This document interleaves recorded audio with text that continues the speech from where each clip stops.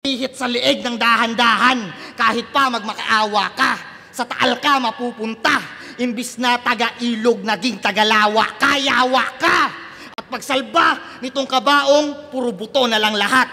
Dadalawin pa kita para makiramay sa naulila mong anak. Iligaw yung kaluluwa ang pakay ko, nang walang makapaghanap. Reverse Tagalog sa lamay mo, Bisaya naman magpapagpag. Amen. Alam ko daw yung menu sa Mang Inasal. Uy, mali ka na nga, Taki Chong. Kapwa mo Bisaya nagsabi nun, hindi ako. Utang ina mo. Kayo, mga Bisaya kayo ha, sandugo na tsinelas nyo, lagpas pa daliri nyo sa paa. Didistra kasi. Didistra. Ba't siya ba kindat ng kindat? Putang ina mo.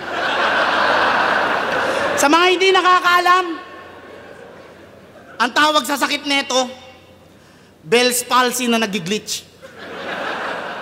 Ang social ng pangalan ng sakit mo, tol. Hindi ka na ma-reach. Pero alam mo kung anong pinakamahirap na sasapitin mo dito sa round na to?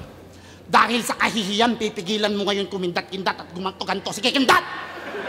Game! Ang totoo, gusto ko lang i-congrats si J Black. Kasi nag-gym na siya. Yung dating humpak na palong-palo, ngayon, healthy living na. Totoo pala talaga. Nung una, ayoko maniwala. Ang lalaki nang ng muscle, oh. Grabe, no? Hulmang-hulma yung pagkabisaya.